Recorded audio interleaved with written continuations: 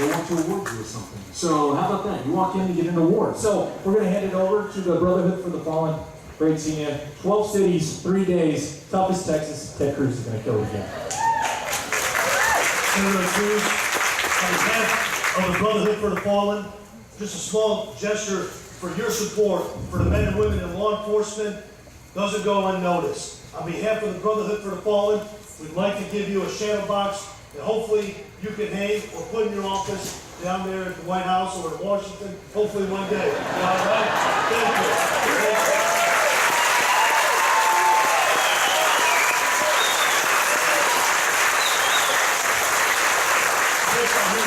Senator Cruz, this is the Star of Texas, presenting to Ted Cruz. As a U.S. Senator, thank you very much for your support. You are more than just a Star of Texas. You are a true American. Thank you, sir.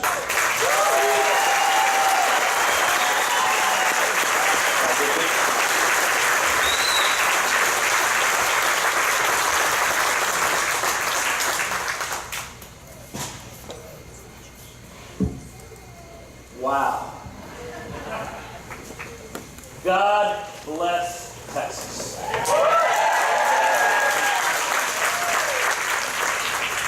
What an extraordinary privilege for all of us to be standing in the presence of you.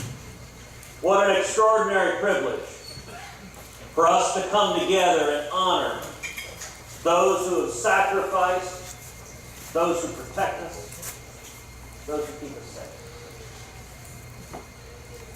Thank you to everyone coming out tonight, being part of this evening.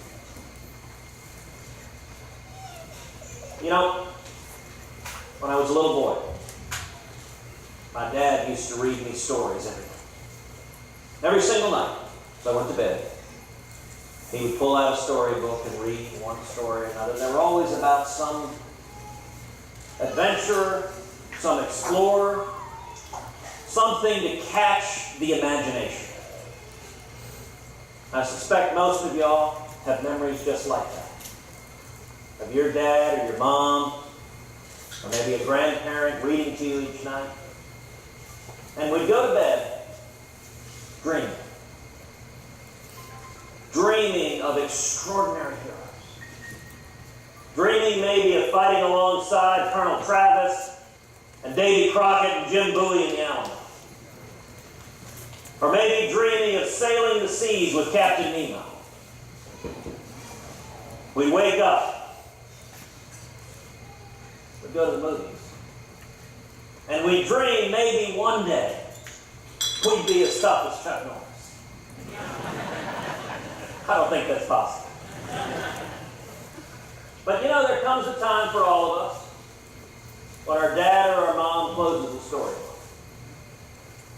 And we grow up, we get older, we get married, we have kids. And as the scripture says, we put childish things behind us. But the heroes and legends of our youth, the heroes we wanted to be, the heroes we admired, the heroes we respected, they didn't go away. They moved in next door to us. In Texas, we are incredibly blessed because we live surrounded by heroes. We live surrounded by legends, by people larger than life. Every man and woman who puts on a uniform and serves as a soldier or sailor or airman or marine or coast guardsman and protects this nation. You see heroes throughout Texas. The farmers and ranchers who toil the hard soil under the blazing Texas sun, put food on the table and provide for Texas and the world. The explorers who drill down thousands of feet under the ground, searching for black gold, Texas tea.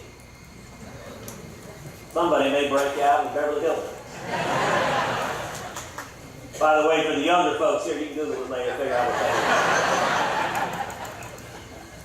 is. All the small business owners that risk everything and mortgage their home, that put their life savings into starting a small business to create an opportunity, to create jobs where young people can go and find hope and find opportunity and work towards the American dream. And then, of course, the people that we're here to particular to honor. The police officers, the firefighters, the first responders, the brave men and women who, when there is trouble, let's get the hand mode mic because this thing fades in and out. When there's trouble, they charge into danger.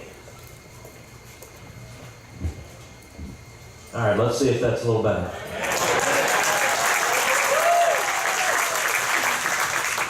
When there's trouble, they charge into danger to keep all of us safe.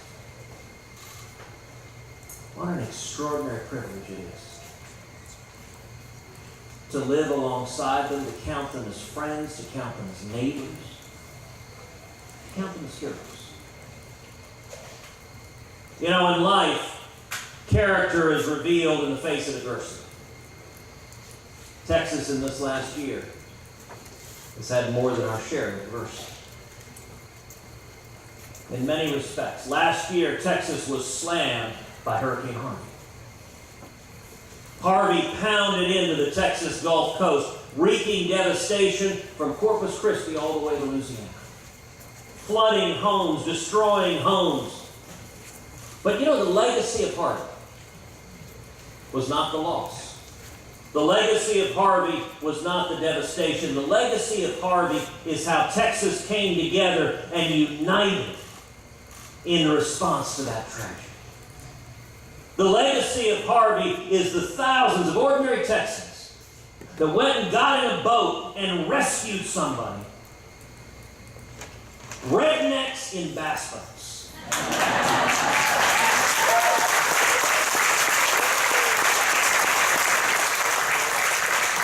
The very best of Texas.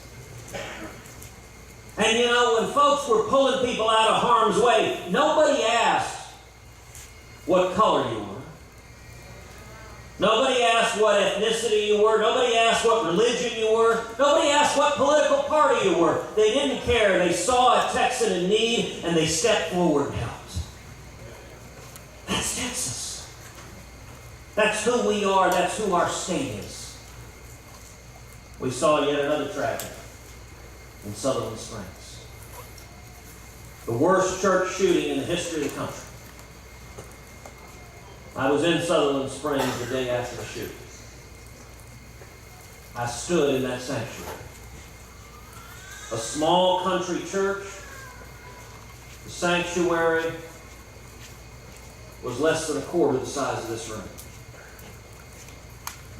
In that little country church, over 450 rounds were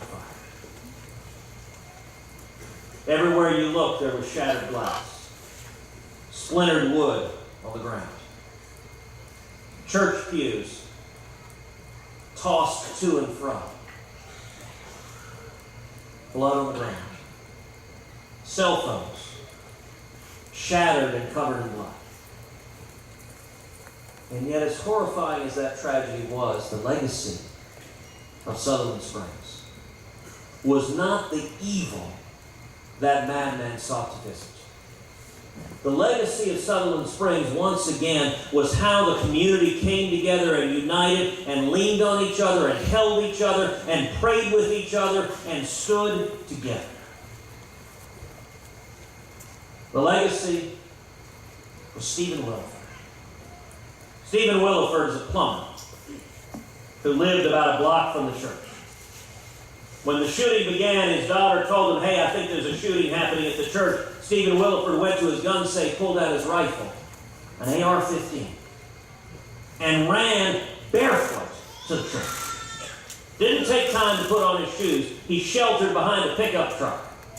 The shooter was inside murdering people. Stephen Williford called out to him. And the shooter stopped murdering people and came out and engaged with Stephen, opened fire on Stephen. I stood by that pickup truck. It is riddled in bullet holes. The home behind him is covered in bullet holes. But Stephen was an NRA rifle instructor. and he put 2 rounds in the